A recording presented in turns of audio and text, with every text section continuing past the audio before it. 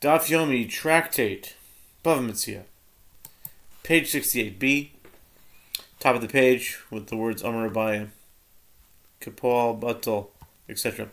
Abaye says it means that he is paid as a laborer who is idle from that typical labor of his from which he is kept idle. In other words, he must receive the amount of money that an individual would be willing to accept to refrain from his current occupation and engage in an easier task. We get more comments, and it is necessary for the Tana to teach us both halachot. That of a storekeeper who was given produce to sell as well as one who was given money to buy the produce, as he had taught only the halacha had he taught only the halacha of a storekeeper who receives produce to sell, I would say that it is specifically a storekeeper for whom it is enough to receive his wages as an idle laborer, because his toil is not great, as the produce is already prepared and he merely has to sell it. But in the case of one who is given money with which to acquire produce, whose toil is great, as he must find the produce in the market and bring it back to the store, I might say that it is not sufficient for him to be paid as an idle laborer. And conversely, had the Tana taught only the halacha of one who receives money with which to acquire produce, I would say it is in the case there that he requires payment as an idle laborer, because his toil is great. But with regard to a storekeeper whose toil is not great, I would say that any amount is enough for him. That, for example, even if the one providing the produce only immersed his bread in brine with the storekeeper, or only ate one dried fig with him, this is sufficient to count as his wages. In other words, providing the bit of brine or a fig is sufficient to account for the storekeeper's labor. It was therefore necessary for this halacha to be stated with regard to both cases.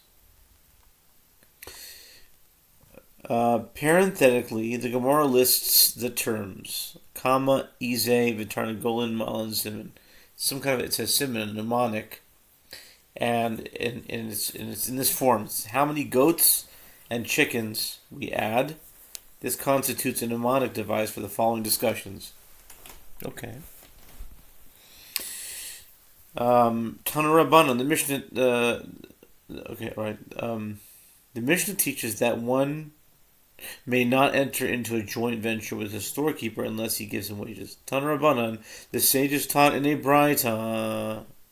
How much is his wage? What is the minimum amount he must be paid to avoid the prohibition of interest? It is permitted, whether it is a lot or little, in accordance with the agreement between them.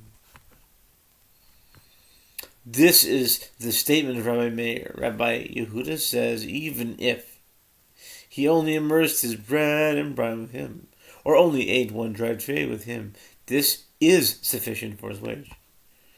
Rabbi Shimon ben Yochai says he must give him his full wage.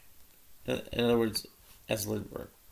Tana Rabbanan, the sages taught, one may not appraise animals.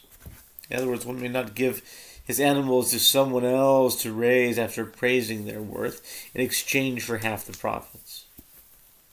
Neither goats, nor sheep, nor anything else that does not produce revenue while it eats. In other words, one may not enter into an anagram. One may enter into an agreement that any increase in value over and above the original appraisal of the animals will be shared between the owner and the one raising the animals. Since the animals do not produce revenue for the one raising them, his caring for the animal on behalf of the owner is tantamount to paying interest, as in the Mishnah. Rabbi Yossi, Rabbi Yehuda, Rabbi Yossi, the son of Rabbi Yehuda, says, One may appraise goats for another to raise in this manner, because they produce milk, and one may appraise sheep for another to raise in this manner, because they are shorn for their wool, and they also have their wool removed when they are washed in water, and they are plucked out of their wool by means of thorns. And the one who raises them can collect this wool. Consequently, the milk and the wool generate revenue for the one catering them, and this can serve as a wage to avoid the prohibition of interest. And the same applies to a chicken, because it produces eggs while it eats. I think we'll stop with part 1 right here.